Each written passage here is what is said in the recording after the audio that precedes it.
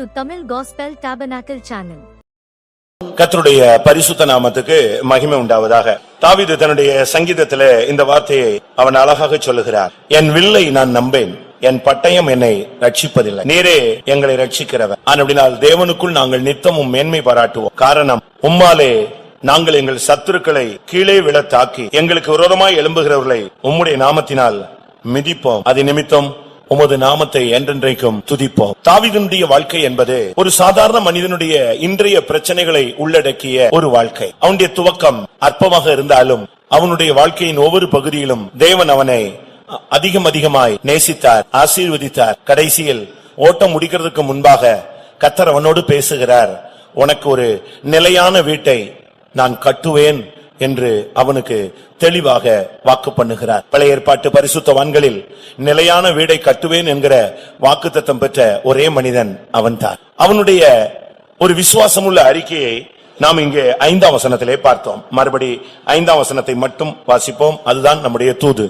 உம்மாலே எங்கள் சத்துருக்களை கீழே விழத்தாக்கி எங்களுக்கு விரோதமாய் எழும்புகிறவர்களை உம்முடைய நாமத்தினால் மிதிப்போம். உம்முடைய நாமத்தினால் நாங்கள் மிதிப்போம் என்று ஒரு கூட்டம் ஜனத்தோடு தான் செய்ய போகிற ஒரு காரியத்தை அவன் அங்கே விவரிக்கிறார். இன்றைக்கு சத்துருக்கள் தேவனுடைய ஜனங்களுக்கு விரோதமாய் ஏராளமாய் பெருகி இருக்கிறார்கள். இன்னொரு விதத்திலே சொல்ல போனால் விரோதமாய் எழும்புகிறவர்களும் அநேகராய் இருக்கிறார்கள். அதனால் தான் ஒரு இடத்துல சொல்லுகிறான், என்னை விரோதிக்கிறவர்கள் அநேகர் என்று சொல்லுகிறான். அவனுடைய வாழ்வை நாம் ஒரு விசை திருப்பி பார்த்தால் அவனுடைய சகோதரர்கள் அவனை எதிர்த்த காலங்கள் உண்டு. அவனுடைய கற்பப்பிறப்பான பிள்ளைகள் அவனை எதிர்த்த காலங்கள் உண்டு. அவனோடு கூட இருந்தவர்கள், தேவனுடைய சமூகத்தில் நின்றவர்கள் அவனை எதிர்க்கிறவர்கள் உண்டு. ராஜ்யபாரத்தில் அவன் அமர்ந்த பின்பும் கூட அவனை கவிழ்க்கும்படியாக திட்டமிட்டவர்கள் பலர் உண்டு. ஆனால் இவர்களை எல்லாம் தன்னுடைய மனதில் வைத்து அவன் சொல்லுகிறான், ஒரு விதத்திலே அவனுக்கு உள்ளுக்குள்ளும் பகைகள் இருந்தது, மற்றொரு விதத்தில் வெளியேயும் அவனுக்கு பெலிஸ்தர்கள், அம்மோன், மோவாப், இப்படி பல வல்லமைகளுடைய போராட்டங்களும் இருந்தது.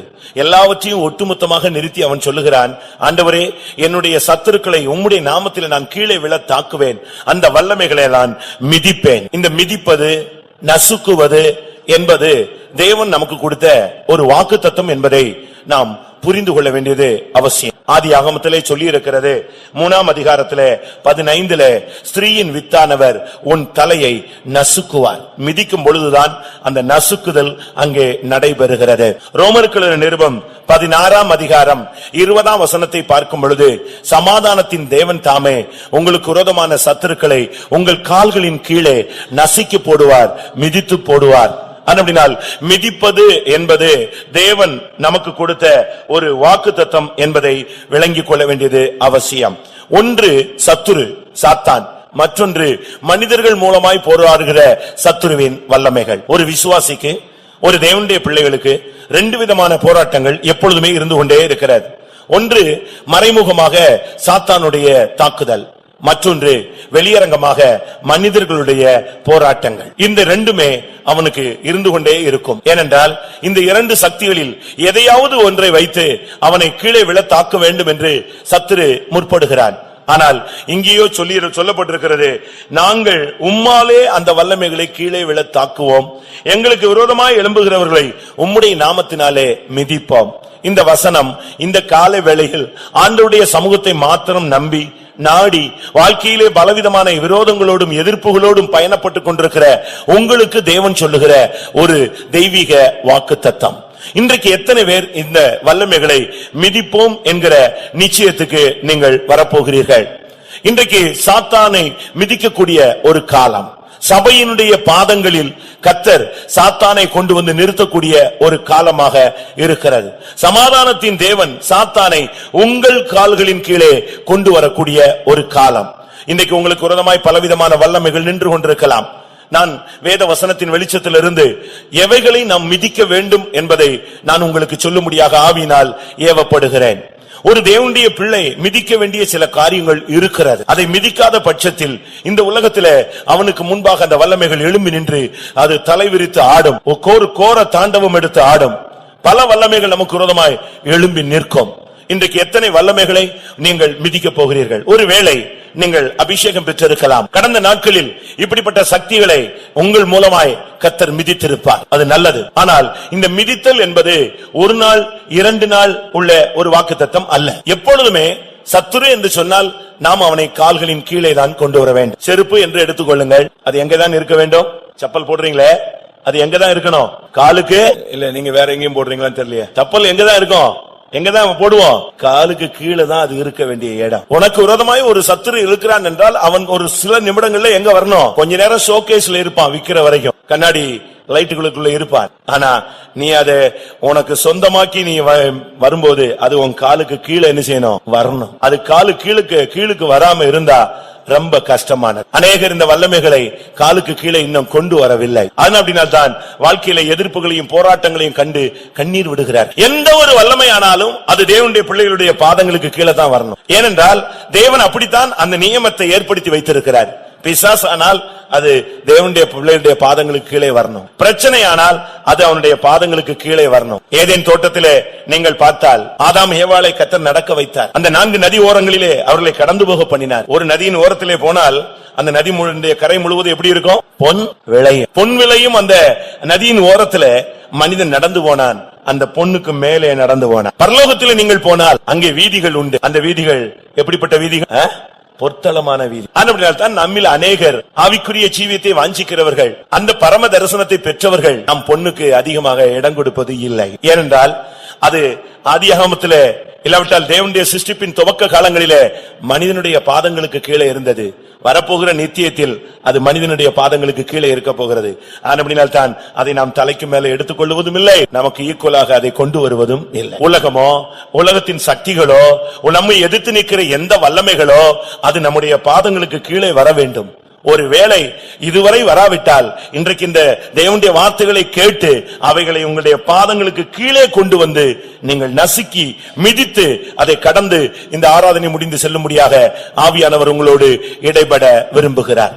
உனக்கு விரோதமாய் பல சக்திகள் இருக்கலாம், ஆனால் அவைகள் எல்லாம் கர்த்தர் கொண்டு வருவார். ரோமர் 16:20 ஒரு விசை வாசிப்போம்.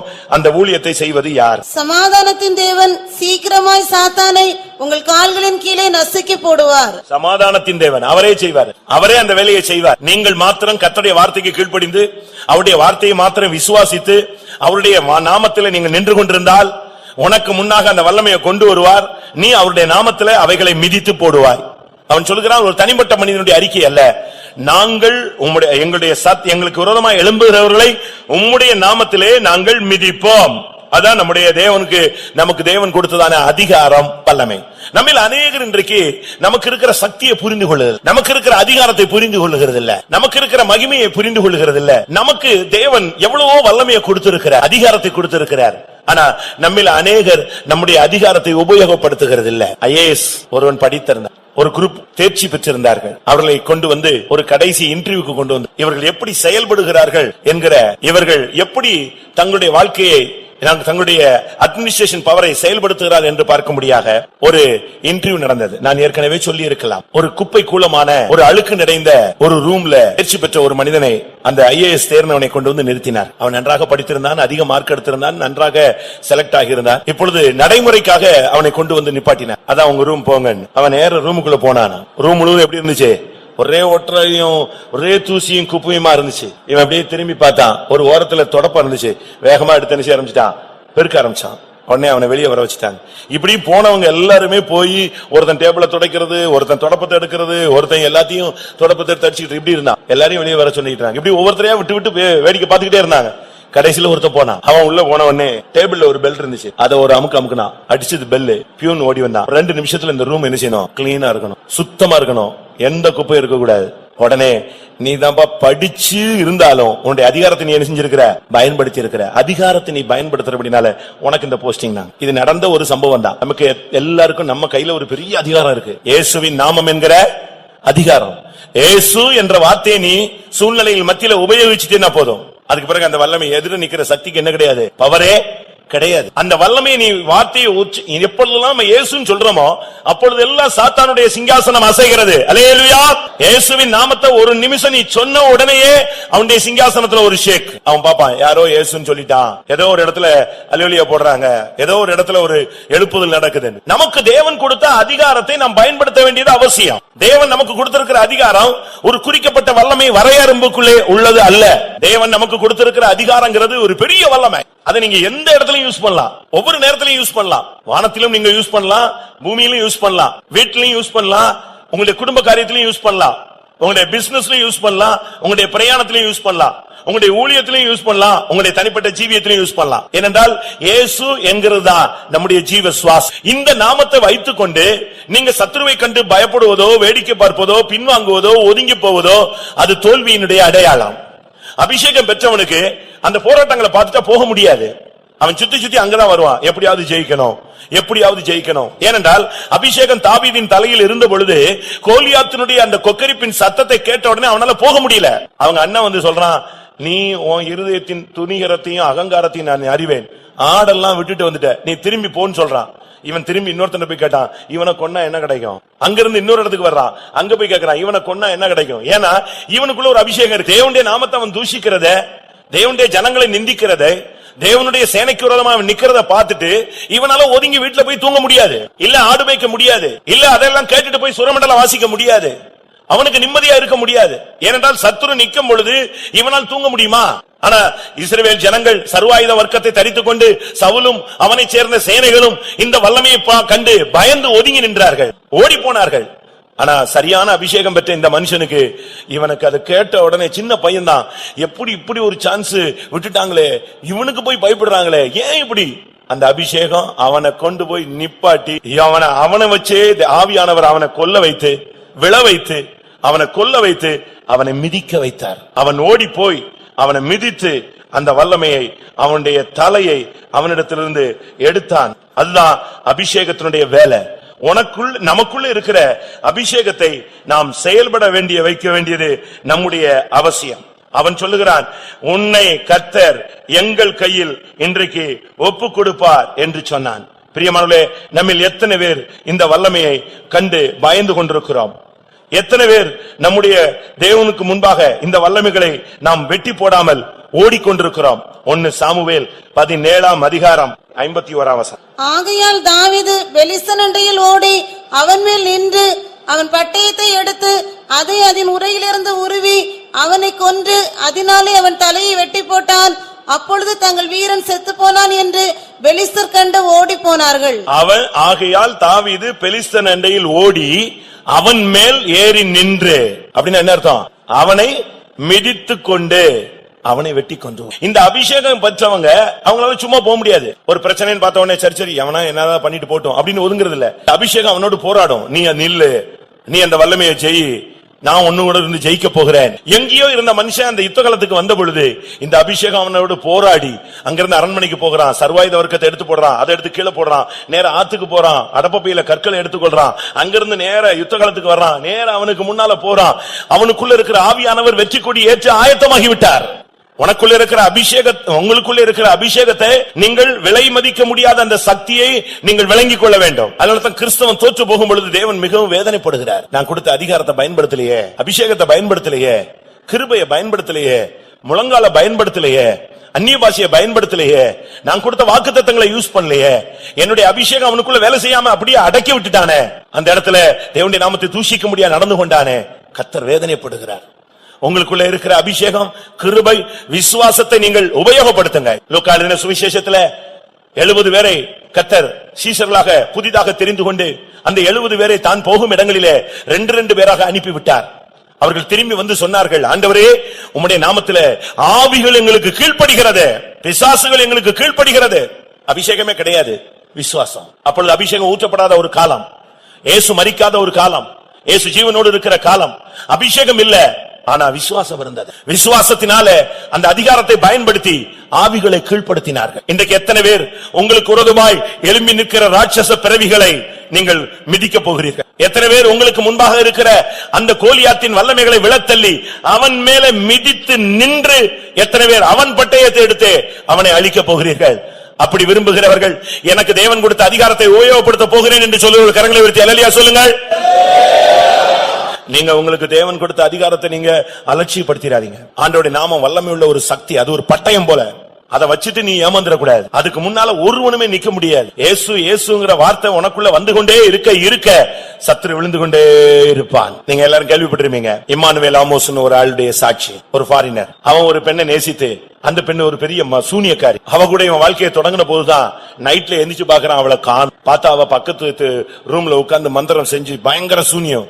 இவன் அவளை பார்த்த உடனே மிரண்டு போய் இவ கூட வந்து பிசாசோட வாழ்க்கை தொடங்கிட்டோமேன்னு ரொம்ப தடுமாறுறான். கொஞ்ச நாள்ல அவ இவனை கட்டுப்படுத்தி தன்னுடைய கட்டுப்பாட்டுல அவனை கொண்டு போயிட்டான். பொல்லாத ஆவிகள் கூடுகிற, பொல்லாத சூனியக்காரர்கள் கூடுகிற ஒரு மாநாட்டுக்கு கொண்டு போய் விட்டாங்க. இவனும் போயிருந்தான். புதிய நபர்ன உடனே உன்னை இன்ட்ரோடியூஸ் பண்ணுங்க அப்படின்னு சொன்னான். இவன் எந்திரிச்சான். தான் யாருன்னு சொல்றான். நான் ஒரு கிறிஸ்தவனா இருந்தேன், என்னுடைய பெயர் இம்மானுவேல் ஆமனா. பொத்துன்னு அங்க இருந்த மந்திரவாதியில பாதி பேர் விழுந்தான். பிசாசுலாம் பட்ட பட்ட பட்ட பட்டன் கீழே விழுந்தான். இவன் பார்த்தான், என்னடா இது, இம்மானுவேல் கிறிஸ்தவன் இயேசுங்கிற வார்த்தையை சொன்ன உடனே அவ்வளவு பேர் என்ன செய்து விழுதான். அந்த வார்த்தையை கேட்ட உடனே அசுத்த ஆவிகள் பட்டு பட்டு பட்டு பட்டுன்னு விழுந்துருச்சு. திரும்ப எல்லாம் எந்திரிச்சு உட்கார்ந்துட்டு, இந்த கிறிஸ்தவன் இம்மானுவேல் இந்த வேர்டை மட்டும் யூஸ் பண்ணாத, ரைட், உன் ஹிஸ்டரிய சொல்லு அப்படின்னா. திரும்ப இவன் அப்படியே பேசிக்கிட்டே வரும்போது நான் அந்த இம்மானுவேல் வார்த்தை யூஸ் பண்ணிட்டான், இயேசுன்னு வார்த்தை யூஸ் பண்ணிட்டான். திரும்பவும் எல்லாம் பட்ட பட்ட பட்ட பட்ட அவன் விழுந்துட்டான். வான் பண்ணாங்க, இனிமேல் இந்த வார்த்தை நீ என்ன செய்யக்கூடாது, யூஸ் பண்ணக்கூடாது. இயேசுங்கிற வார்த்தைக்கு அப்பதான் அவன் பிற்காலத்தில் ரட்சிக்கப்பட்டு நீ ஊழியக்காரனா இருக்கிறான். அவன் சொல்றான், அந்த வேர்டுக்கு உள்ள வல்லமைய பிசாசின் ராஜ்யத்துல நான் பார்த்தேன். உங்களுக்கு தெரியாது. நீங்க ஒரு நாளைக்கு 100 ட்ரிப் கூட இயேசுவேங்க, விளையாட்டு கூட இயேசுவின் போ சாத்தானேன்னு சொல்லுவீங்க. ஆனா தேவனுடைய நாமத்தை வீணில வழங்கக்கூடாது. கர்த்தருடைய வார்த்தையை நீ யூஸ் பண்ணும்போது அதிகாரத்தோடு யூஸ் பண்ணி பாருங்க. இயேசுவின் நாமத்தில் அந்த வல்லமைகள் உனக்கு கீழ்ப்படியும், நீ அதை மிதிப்பாய். கோலியாத்தை பார்த்த உடனே இந்த வல்லமை அவனுக்குள்ள தூண்டி அவனை மோத வைத்து அவன் மேல நின்று மிதித்து அவனை கொன்று போட்டார். கர்த்தருடைய பரிசுத்த நாமத்துக்கு மகிமை உண்டாவதாக. ஏனென்றால் நம் ஒவ்வொருவரையும் இந்த மார்க்கத்தில் வரும்பொழுது, நீ வரும்பொழுது வேற ஒரு நபர் வந்த பின்பு கர்த்தர் உன்னை எப்படி உருவாக்குகிறார் என்று நான் சொல்லுகிறேன். ஏசாயா தீர்க்கதரிசன புஸ்தகம் 41 அதிகாரம் 15 வசனம். ஏசாயா 41:15. இதோ போரடிக்கிறதற்கு நான் உன்னை புதிதும் கூர்மையுமான பற்களுள்ள எந்திரமாக்குகிறேன். நீ மலைகளை மிதித்து நொறுக்கி குன்றுகளை பதருக்கு ஒப்பாக்கி விடுவாய். இங்கே வேதம் சொல்லுகிறது, நான் உன்னை இந்த மார்க்கத்தில் வந்த பின்பு உன்னை ஒரு புதிதான ஒரு கூர்மையான எந்திரமாக உன்னை மாற்றுகிறேன். இப்ப நீங்க பாருங்க, இந்த ஜேசிபி இந்த புல்டோசர் எல்லாம் பாருங்க, அது வாட்டுக்கு உள்ள இறங்கிருச்சுன்னு சொன்ன வச்சுக்கோங்க, ஒட்டச்சி நொறுக்கி தூள் தூளாக்கிடும். ஒரு மிஷினை நான் பார்த்தேன், அது இந்த முதல்ல வாய் மாதிரி இருக்கு. முதல்ல வாய் மாதிரியே அதை செட் பண்ணிருக்கான். எவ்வளவு பெரிய பில்டிங்னாலும் அதை அப்படியே அப்படி நீட்டி விட்டா போதும், அது அந்த பில்டிங்க காங்கிரீட்டை பிடிச்சுக்கிட்டு அப்படியே ஒரு உழுக்குது. அந்த பில்டிங் அப்படியே கீழே எங்க செய்யுது, கீழே வந்துருது. அதுக்கு முன்னால ஒரு சக்தி நிக்க முடியாத அளவு அந்த மனிதர்கள் அந்த சக்தி, அந்த பவர், ஹைட்ராலிக் பவரை யூஸ் பண்றான். அதுபோல கர்த்தர் சொல்றாரு, நான் உன்னை ஒரு புதிதும் கூர்மையுமான எந்திரமாய் மாற்றுவேன். வரும்போது நீங்க கோழைகளாக இருக்கலாம், பயந்தவங்களா இருக்கலாம், பிசாசு பிடிச்சு இதுல வந்திருக்கலாம், செய்வனையில பாதிக்கப்பட்டு வந்திருக்கலாம், வியாதியஸ்தராய் வந்திருக்கலாம், தருத்தராய் வந்திருக்கலாம், ஒரு நிர்பந்தமான சூழ்நிலையில வந்திருக்கலாம், பல பாவ போராட்டங்கள்ல தோல்வி அடிமைகள்ல நீங்க இந்த மார்க்கத்துல கால் எடுத்து வைத்திருக்கலாம். ஆனா வைத்த பிறகு இங்க உன்னை கர்த்தர் உருவாக்குறது எப்படி? அந்த மிஷின் எல்லாம் பாத்தீங்கன்னா ஒரு இரும்பு தான், சாதாரண இரும்பு தான். ஆனா அத மனுஷன் உருவாக்கி அழகான ஒரு புதிதும் கூர்மையமான எந்திரமாய் கொண்டு வந்து நிறுத்துறான். இது போல ஒண்ணுமில்லாத நம்மை, சாதாரண மனித சரீரத்தில் இருக்கிற நம்மை, மண்ணென்று நினைவு கூற இந்த மனிதனை இந்த மார்க்கத்துல வரும் பொழுது கர்த்தர் உன்னை புதிதும் கூர்மையுமான எந்திரமாய் மாற்றுகிறார். உன்னை கொண்டு அவர் என்ன செய்கிறார்? வேதம் சொல்லுகிறது, நீ மலைகளை மிதித்து நொறுக்கி குன்றுகளை பதருக்கு ஒப்பாய் மாற்றுவாய். மலைகளை மிதிக்கிற ஒரு அபிஷேகம். மலைகள் என்று சொன்னால் நமக்கு முன்பாக இருக்கிற பிரச்சனைகள் ஒரு பெரிய பர்வதம். இன்னைக்கு நமக்கு முன்னால பயங்கரமான பிரச்சனைகள் இருக்கு. பிள்ளைகளுடைய பிரச்சனை தலைக்கு மேல இருக்கு, பிசினஸ் பிரச்சனை அதை விட அதிகமா இருக்கு, சரீரத்துல வேதனைகள் இன்னும் அதிகமா இருக்கு, குடும்ப பிரச்சனை. இப்ப எல்லாரையும் கேட்டீங்கன்னா ஒவ்வொரு மலைகளை போல சொல்லுவீங்க, ஒவ்வொரு பிரச்சனைகளையும். ஆனா வேதம் சொல்லுகிறது, எந்த மலையாக இருந்தாலும் உனக்குள்ள இருக்கிற அபிஷேகத்தை வச்சு அதை மிதித்து நொறுக்கி பதருக்கு ஒப்பாக்கக்கூடிய ஒரு சக்தி உனக்குள் மறைந்திருக்கிறது. இதைத்தான் அதே அதிகாரம் ஏசாயா 41:25 பாருங்கள். நான் வடக்கே இருந்து ஒருவனை எழும்ப பண்ணுவேன், அவன் வருவான், சூரியோதய திசையிலிருந்து என் நாமத்தை தொழுது கொள்ளுவான். அவன் வந்து அதிபதிகளை சேற்றை போலவும் குயவன் களிமண்ணை மிதிப்பது போலவும் மிதிப்பான். வட திசையிலிருந்து நீ புறப்பட்டு வந்தினா, ஒரு சீயோனின் அபிஷேகம் உனக்குள்ள இருந்து வந்ததுன்னா, உனக்குள்ள இருந்து சீயோனின் சக்தி புறப்பட ஆரம்பித்தால் உனக்குள்ள இருக்கிற எல்லாம், உனக்கு முன்னால இருக்கிற மலைகள் எல்லாம் சேறு போல, சகதி போல, ஒன்றுமில்லாத களிமண் போல மிதிபட்டு போயிடும். செருபாபேலுக்கு கர்த்தர் ஒரு வாக்குத்தத்தத்தை கொடுக்கிறார். சகரியா 4ஆம் அதிகாரம் 7ஆம் வசனத்துல அவனுக்கு முன்னால ஒரு பெரிய பர்வதம் நிக்குது. அது அவனுடைய தேசத்தையே மூடுறது மாதிரி பிரச்சனைகள். சகரியா 4:7. பெரிய பர்வதமே நீ எம்மாத்திரம், செருபாபேலுக்கு முன்பாக நீ சமபூமியாவாய். இதுதான் தேவன் நமக்கு கொடுக்கிற அதிகாரமும் வல்லமையும். ஒரு தேவனுடைய பிள்ளைக்கு முன்பாக பெரிய பர்வதங்கள் வரும். பிரச்சனையே இல்லாத மாதிரி இருக்கும், திடீர்னு ஒரு பிரச்சனை வரும். வியாதியே இல்லாத மாதிரி இருக்கும், ஒரு தீராத வியாதி போல இருக்கும்.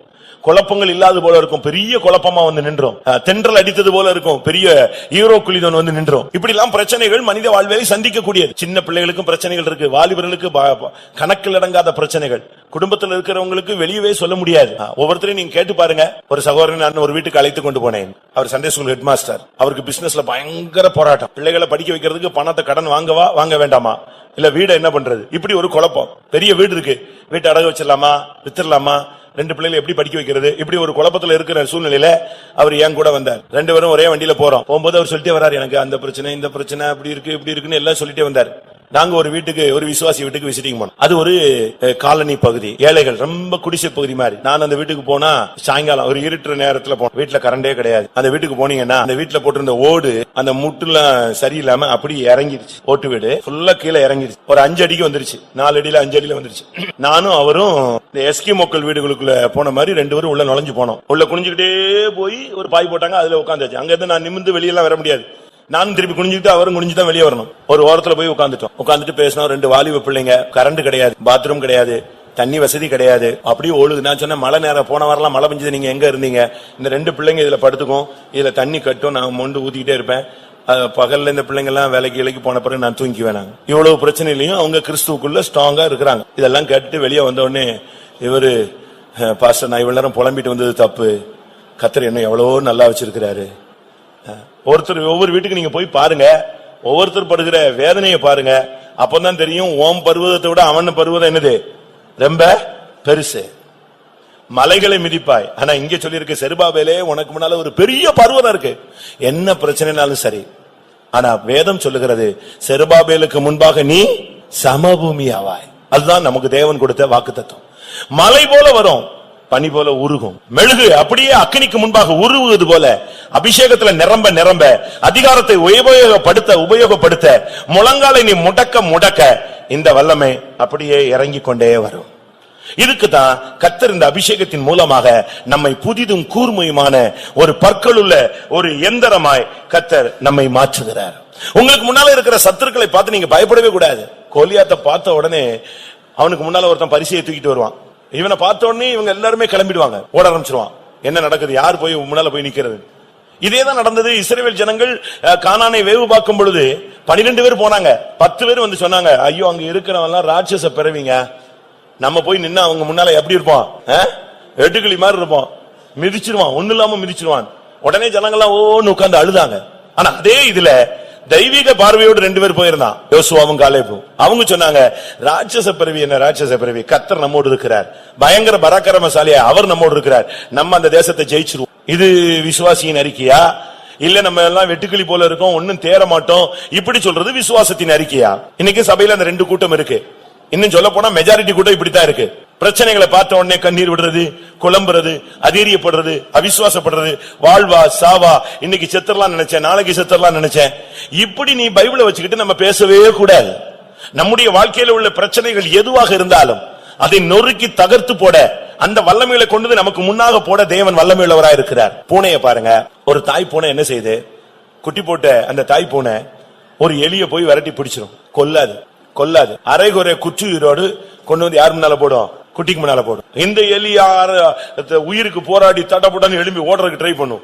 இந்த குட்டி எலிகள்லாம், இந்த குட்டி பூனைகள்லாம் சேர்ந்து அதை பிடிச்சு பிச்சு எடுத்து அதை ட்ரைனிங். அதுபோல தலைய நசுக்கின சத்ருவை, பாம்ப, உடம்பு துடிக்கிற பாம்ப ஓ முன்னால கொத்தருக்கு ஏற்கனவே தலைய நசுக்கி கொண்டு வந்து போடுறாரு. நீ என்ன செய்யணும், பாம்பு இருக்கு, வால் இருக்கு, அசைது, இந்த அடி அடிக்குதுன்னு நீ போக கூடாது. நீ நல்லா பாரு, அதனுடைய தலை ஏற்கனவே நசுக்கப்பட்டது. அதுதான் சத்தியம். மோட்ச பிரயாணத்துல நீங்க போனீங்கன்னா, அந்த புத்தகத்தை படிச்சீங்கன்னா, போய்கிட்டே இருப்பான். ஒரு குறுகிய பாதை வந்துடும், 2 சிங்கம் நிக்கும், போன்னு சொல்லுவாங்க. அவன் சொல்லுவான், இங்கே நிக்குது, நான் எப்படி உள்ள போறது? நான் போக மாட்டேன், நான் போகவே மாட்டேன். கடைசியில பாத்தீங்கன்னா என்ன நடந்துச்சு? அப்போ ஒரு சத்தம் கேட்கும், நல்லா பாரு, அந்த சிங்கம் கட்டப்பட்டிருக்கிற. அவன் நல்லா பாப்பான், ஸ்ட்ராங்கா கட்டியிருக்கோம், அந்த ரெண்டுக்கும் நடுவுல போயிட்டே இருக்கும். இதுதான் நம்முடைய மார்க்கம். அழுகையின் பள்ளத்தாக்கை உருவ கடந்து அதை நீரூற்றாக்கி கொள்ளக்கூடிய மார்க்கம் தான் நம்முடைய மார்க்கம். நம்முடைய வாழ்க்கையில சத்துருவை மிதிக்கக்கூடிய ஒரு அபிஷேகம் இருக்கு, வாழ்க்கை இருக்கு. நான் அதைத்தான் உங்களுக்கு ஆவியானவர் இந்த காலை வேளையில நம்மோடு பேச விரும்புகிறார். தானியேலின் புஸ்தகத்துல பார்த்தால் அந்த ராஜா ஒரு பெரிய சிலையை பார்த்தான், பயங்கரமான சிலை, பிரம்மாண்டமான ஒரு சிலை. அந்த சிலையை பார்த்து அவன் அப்படியே பிரமிச்சிட்டான்.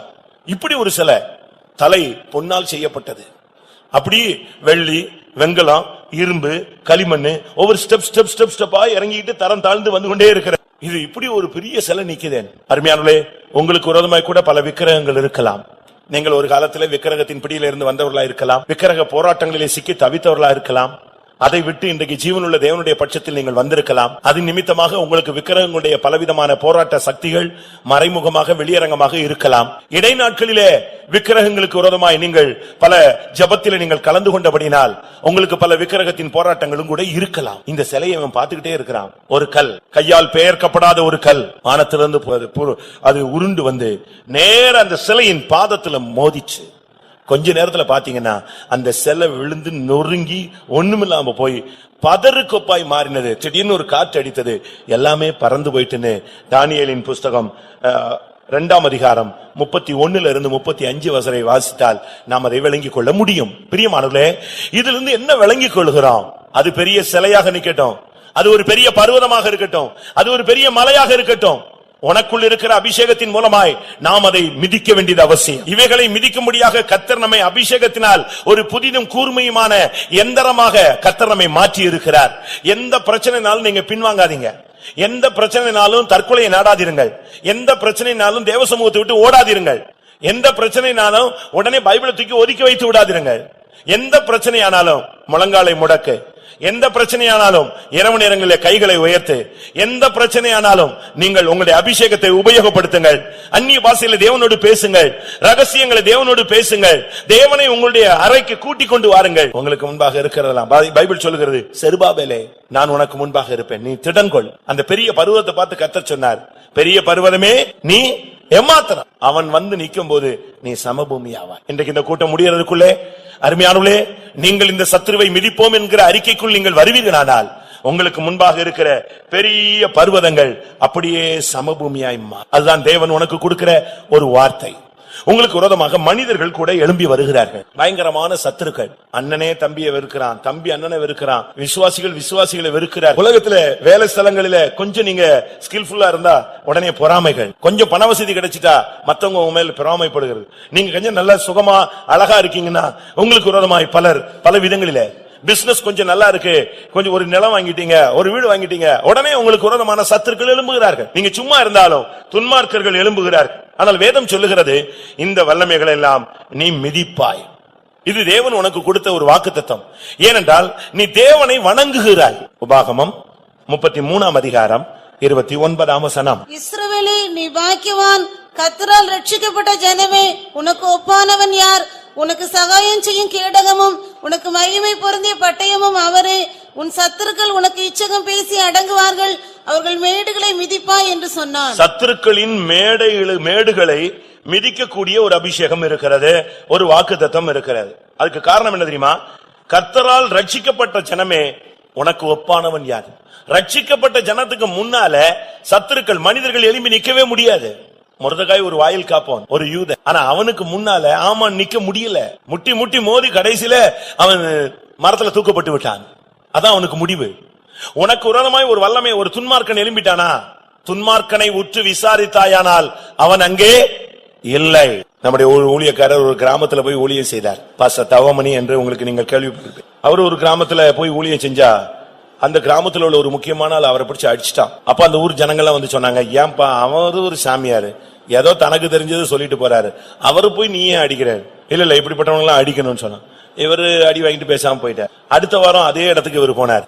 போனா அவன் இல்ல, அவன் வீடு இல்ல, அவன் குடும்பம் இல்ல, ஒண்ணுமே இல்ல. என்னன்னு விசாரிச்சா, உங்களை அடிச்சுட்டு போனாங்க இல்லையா, அடுத்த நாள் ஏதோ ஒரு பிரச்சனையில சிக்கிட்டான், எல்லா போலீஸ் எல்லாம் வந்து மற்றவங்க எல்லாம் வந்து ரொம்ப அடிச்சுட்டாங்க, அது அவமானம் தாங்க முடியாம ஊரை விட்டு நெஞ்சிட்டான், வீட்டை காலி பண்ணி ஓடியே போய்ட்டான். துன்மார்க்கனை உற்று விசாரித்தாயானால் அவன் இருந்த இடத்துல அவன் இல்ல.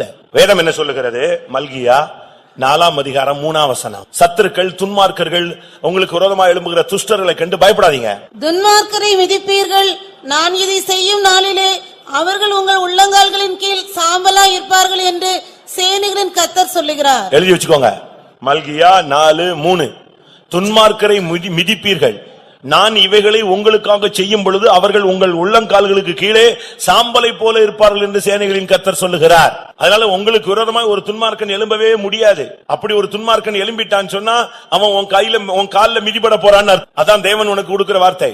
உனக்கு விரோதமா எழும்பிட்டான்னா அவன் விதைச்சிட்டான், உனக்கு விரோதமா பேசிட்டான்னா அவன் விதைச்சிட்டான்னு அர்த்தம். அவன் நிச்சயமா என்ன செய்வான்? தேவனுடைய பிள்ளைகளுக்கு விரோதமாய் விதைத்தவன் தேவனிடத்திலிருந்து எதை பெறுவான்?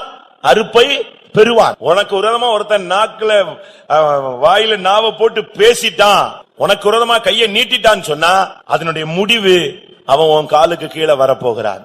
இதுதான் சத்தியம். துன்மார்க்கரை உற்று விசாரித்து பாருங்கள், அவனை உன் கால்களுக்கு கீழே கொண்டு வந்து உள்ளங்கால்களுக்கு கீழே நான் சாம்பலாய் மாற்றுவேன். எந்த துஷ்டனும் உனக்கு விரோதமாய் எழும்ப முடியாது.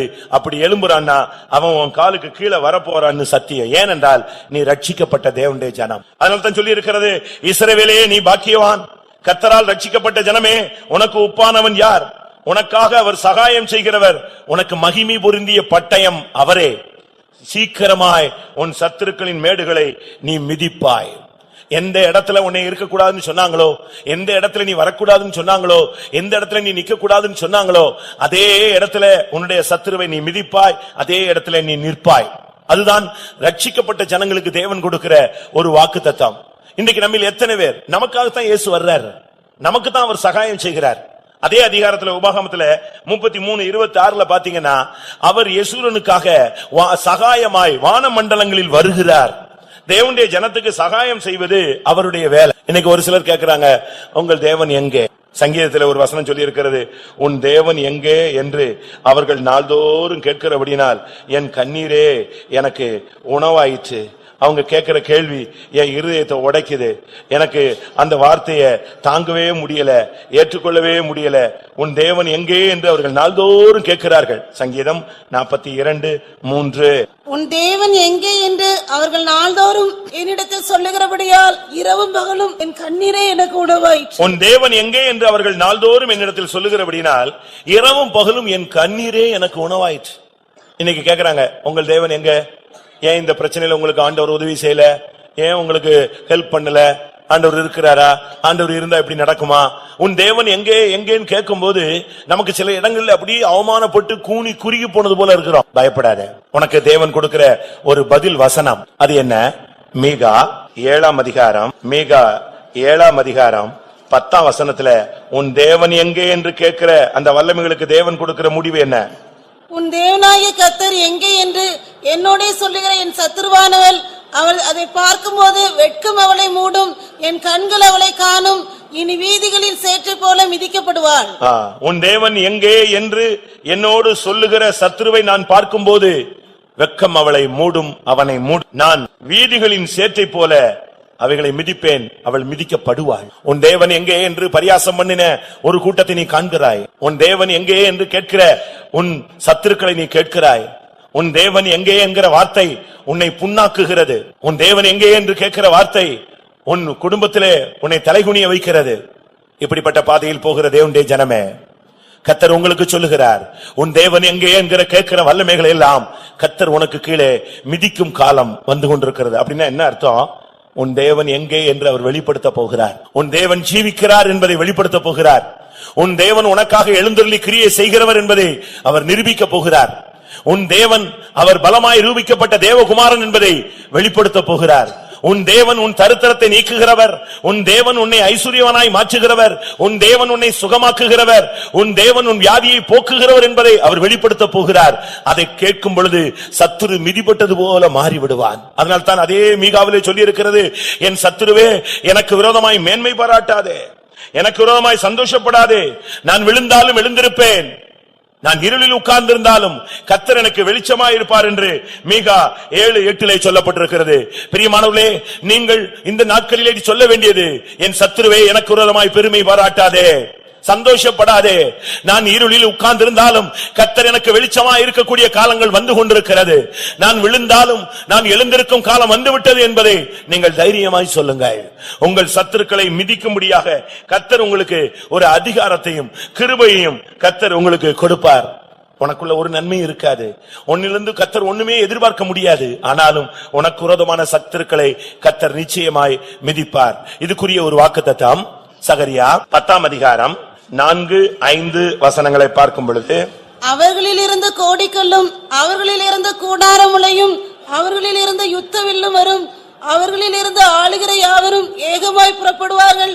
அவர்கள் யுத்தத்திலே தங்கள் சத்துருக்களை வீதிகளின் சேற்றில் மிதிக்கிற பராக்கிரமசாலிகளை போல இருந்து கர்த்தருடைய பரிசுத்த நாமத்துக்கு மகிமை உண்டாவதாக. வேதம் சொல்லுகிறது, அவர்களில் இருந்து கோடிக்கல், அவர்களில் இருந்து கூடாரமுலை, அவர்களில் இருந்து யுத்தவில், அவர்களிலிருந்து ஆளுகிறவர்கள் புறப்படுவார்கள். அப்படின்னா என்ன அர்த்தம் பிரியமானவர்களே? ஒன்றுமே இல்லாம புறக்கணிக்கப்பட்டு இனிமே யூஸ்லெஸ், சபைக்கு பிரயோஜனம் இல்ல, ஊழியத்துல பிரயோஜனம் இல்ல, குடும்பத்துக்கு பிரயோஜனம் இல்ல, அபிஷேகம் இழந்து தோல்வியை சந்தித்து உன்னை ஒன்றுமில்லாமல் ஆக்கின ஒரு நிலவரத்துக்கு சத்துரு கொண்டு வந்து விட்டான். இனிமேல் உனக்குள்ள ஒரு நன்மையும் இல்ல, உனக்குள்ள வேற இதுமே ஒண்ணுமே பேசுறதுக்கோ செயல்படுகிறதுக்கோ ஒன்றுமே இல்ல. அவ்வளவு நிர்பந்தமான நிலவரத்தில் இருக்கிற ஒரு நெருக்கத்தில் நீ போய்கொண்டிருந்தால் கர்த்தர் சொல்லுகிறார், உன்னிலிருந்து நான் கோடிக்கல்லை கொண்டு வருவேன், உனக்குள்ளிருந்து மறுபடியும் ஆளுகிற சக்தியை உனக்கு வெளியே கொண்டு வருவேன். ஒருவேளை நீங்க உங்களை தாழ்த்தி இருக்கலாம், ஒருவேளை உங்களை நீங்களே நொந்து போயிருக்கலாம். நமக்கு ஒண்ணுமே இல்ல, உலகத்திலயும் நமக்கு ஒண்ணு இல்ல, சபையிலயும் ஒண்ணும் இல்ல, ஊழியத்திலயும் ஒண்ணும் இல்ல, கிருபை இல்ல, தெய்வீகம் இல்ல, நஷ்டப்பட்டு போயிருச்சு, எல்லாம் கெட்டு போயிருச்சு. இவ்வளவு ஒரு நெருக்கமான பாதையில போய்கிட்டு இருக்கிறோம். இனி நம்ம இருக்கணுமா? இனிமேல் நம்ம வைத்து கர்த்தர் என்ன செய்ய முடியும்? ஒண்ணுமே செய்ய முடியாதே. இப்படிலாம் நீங்க எண்ணிக்கொண்டிருக்கலாம். நீங்கள் வேதத்துல படித்து பாருங்க, செத்து பள்ளத்தாக்களை தூக்கி போடப்பட்டு மாம்சம் எல்லாம் அழுகி எல்லாம் கழுகு நரிகள் சாப்பிட்டு ஒண்ணுமே மாம்சம் அந்த ஊன் ஒண்ணுமே இல்லாம வெறும் எலும்பு கூடுகளாக போன ஒரு பள்ளத்தாக்குல அப்படி எலும்பு கூடுகள் நிறைந்து கிடந்த ஒண்ணுமே கிடையாது, வெறும் எலும்புதான். தலையோடு அங்க கிடக்கும், அங்க ஒரு கை கிடக்கும், இங்க ஒரு கை கிடக்கும், அங்க முழங்கை கிடக்கும், அங்க மூட்டு கிடக்கும், அங்க கால் கிடக்கும். இப்படி கிடந்த எலும்புகள் சிதறி கிடந்த ஒரு பெரிய பள்ளத்தாக்கிலே ஒரு மனிதனை கொண்டு போய் ஆவியானவர் விட்டார். அவன்கிட்ட பேச ஆரம்பித்து, நீ இந்த எலும்புகளை பார்த்து தீர்க்கதரிசனம் சொல்லணும். இவ்வளவு பேர் உயிரோட இருக்கும்போது தீர்க்கதரிசனம் சொன்னாலே கம்முன்னு உட்கார்ந்து இருக்கிறான். இவ்வளவு பேர் உட்கார்ந்து இருக்கிற இடத்துல எல்லாம் உயிரோட தான் இருக்கும், நல்ல உயிரோட இருக்கும். டெஸ்ட் பண்ணா எல்லாருக்குமே நல்ல சுகம், தேகம், ஆரோக்கியம். இங்க ஒரு தீர்க்கதரிசனம் வந்தாலே ஜனம் அசையல, அப்படியே எங்கேயோ உட்கார்ந்த மாதிரி இருக்கு. ஆனா இவனை கொண்டு போய் எலும்புகள் உள்ள பள்ளத்தாக்குல கொண்டு போய் தீர்க்கதரிசனம் சொல்லுங்க, இது உயிரடையுமா? அவன் பார்த்தான், இது வித்தியாசமான ஒரு கோணத்துல நம்மளை கொண்டு வந்து நிப்பாட்டிட்டாருன்னு சொல்லிட்டு, இந்த பைபிள்ல பிரச்சனையான நேரத்துல எல்லாம் அவங்க யூஸ் பண்ற வார்த்தை என்ன தெரியுமா?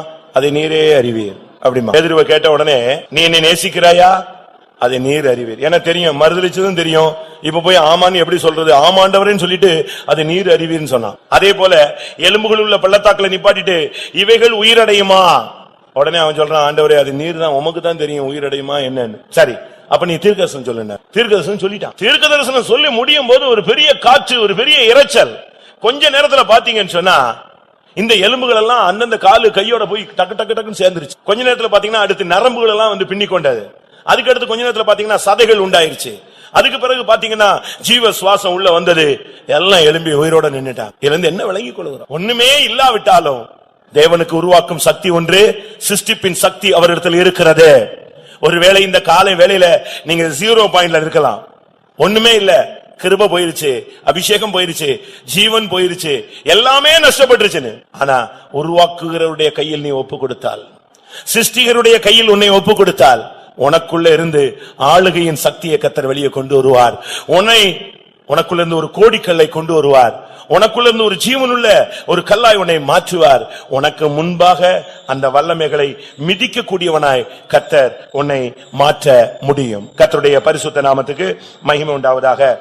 யோசுவாவின் புஸ்தகம் 10ஆம் அதிகாரம் 24-25 பார்க்கும் பொழுது, யோசுவா 5 ராஜாக்களை அவன் ஜெயிக்க சூழ்நிலை உண்டாகிறது. 5 ராஜாக்கள் தேவனுடைய ஜனங்களுக்கு விரோதமாக கூடிக்கொண்டு அவங்க எல்லாரும் ஆள் அனுப்பி ஒன்று செட் பண்ணி கொண்டு 5 ராஜாக்கள் புறப்பட்டு வந்து தேவனுடைய ஜனங்களுக்கு எதிராக பாளையம் இறங்கினார்கள்.